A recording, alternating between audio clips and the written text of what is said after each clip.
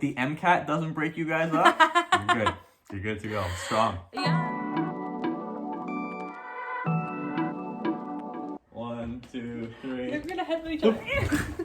How's it going, everyone? Welcome back to the channel. My name's Gianluca, and I'm a second-year medical student studying in Canada. Now, I wanted to get this video out last week for Valentine's Day, but things got a little bit busy. We had to push it. Anyways, this is Nikki. She's my girlfriend. She came over actually today to come and visit me because tomorrow I'm going to be working overnight in the Emerge, and I'm super happy to have her over here today. But anyways, I reached out to you guys on Instagram to ask you for some questions about relationships in medical school, because lately I've had a lot of people asking me about that type of stuff. So I'm going to throw the intro to Nikki, and we'll take the best questions.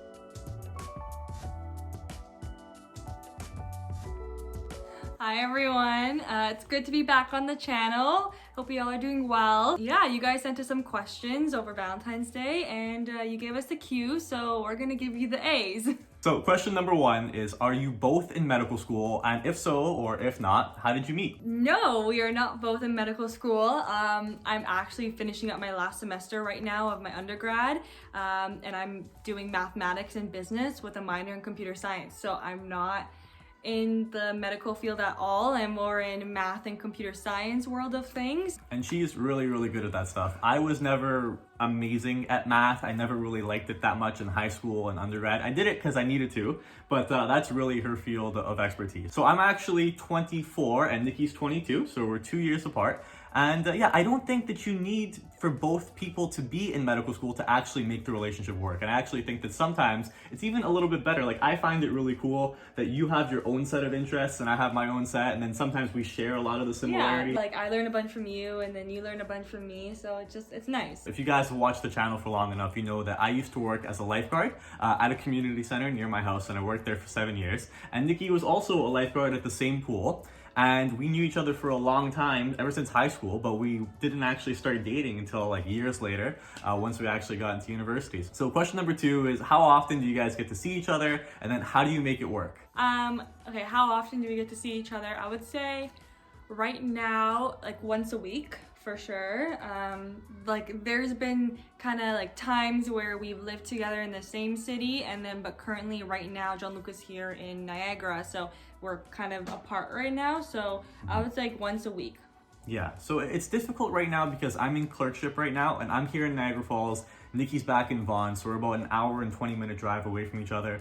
And I'm probably working about 4 or 5 days a week in the hospital right now. So it is a little bit of a long distance relationship, but that's never really been a problem for us so far.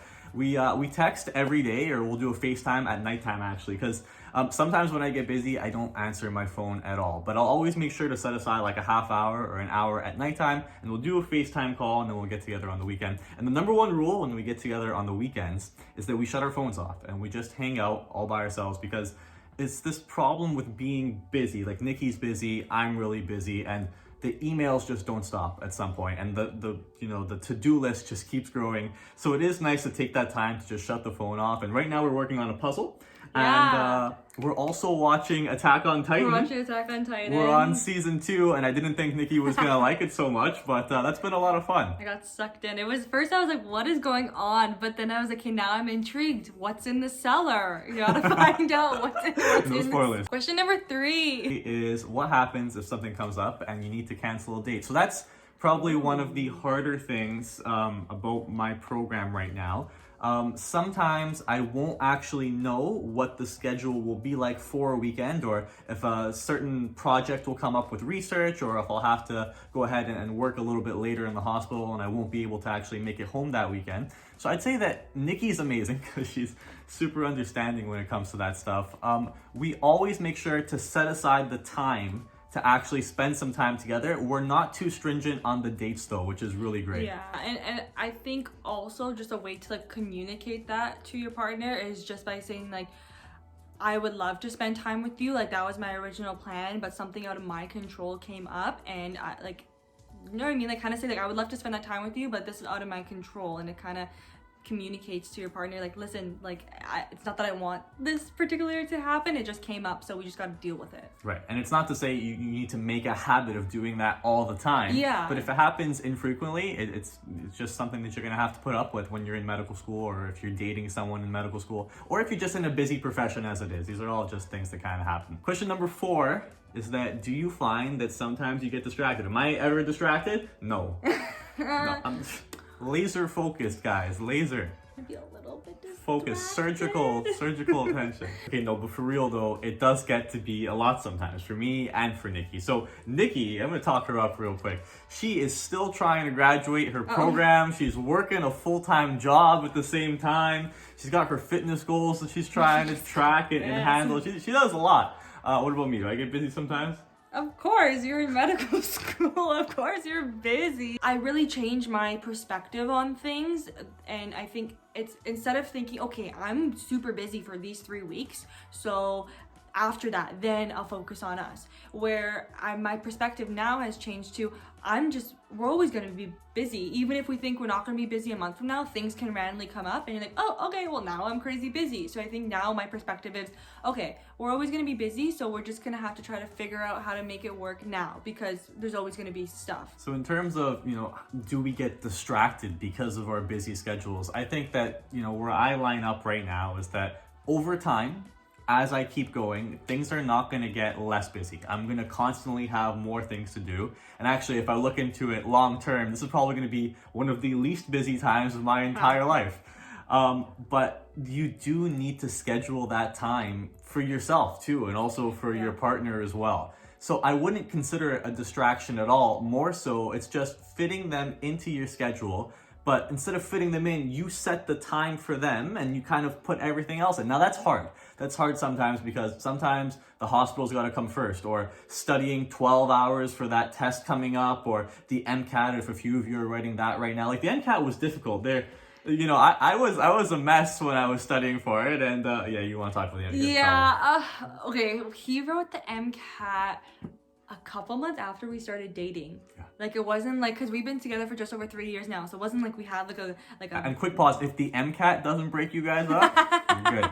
You're good to go. Strong. Yeah, so like it was a few months in, so, and like I before Gianluca, I didn't know anyone in the medical field or like trying to get into medical school or anything like that. Like I didn't know anyone personally, so I didn't know what the whole process was like.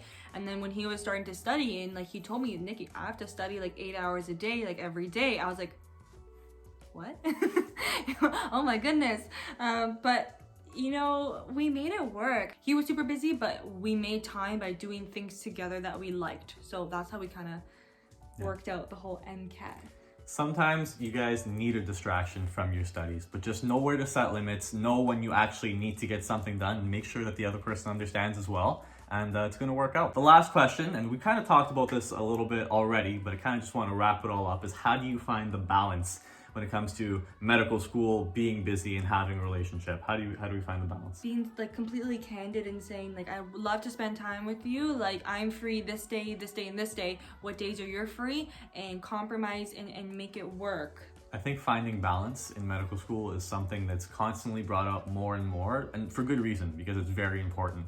I think that for me, it's very easy for me to get suckered into signing up for a new research project, or doing 2 videos a week, or trying to do 2 videos a week, or being at the hospital, staying a little bit longer, or any of these things that they come up. But you do need to find the time to spend on yourself and to spend on other people. And I think that if anything, having a relationship in medical school has been really, really awesome, because at the end of the day, when you're there at the hospital for 8, 9, 10 hours, and you see some stuff that, let's face it, sometimes you'd rather wish that you didn't. At least you get to come home and you have someone really awesome to talk about with after, even if you can't really share the details of what happened, someone that's there to understand that your day either went good or maybe not so good that day, right? So it's been great. Some people say, oh, you shouldn't have a relationship in medical school. I totally disagree. It's been nothing so far but positive in our experience anyways. And I hope this video that we did, this little make two impromptu, kind of helped you guys out, get a better understanding of what it's like. Because we're really new to the whole like couples vlogging thing. Like when I do a video by myself, it's like focused, like in the zone. So even me, like it's a new experience trying to do a vlog with Nikki, but I love having her on the channel. You guys love having her here too. If you want to see her show up more often, or help me to get her to start her own channel, let me know in the comment section below. But we'll see you guys all in the next one. Thanks for stopping by. Happy Valentine's Day. Bye.